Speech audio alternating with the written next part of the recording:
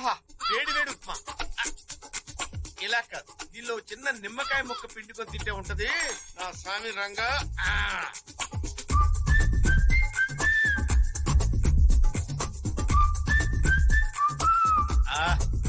ఏ class గా ఉంది.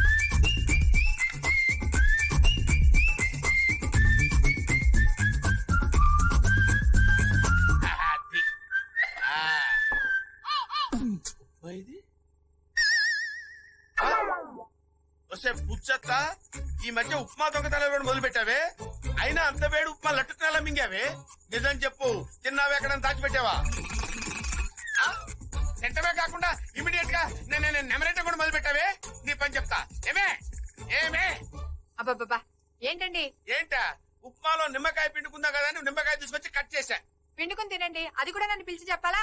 ఏదే ఏ తినడానికి? ఏది ఇక్కడ ఉప్మా? ఉప్మా లేదా? లేదు. తినేస్తే ఎక్కడి నుంచి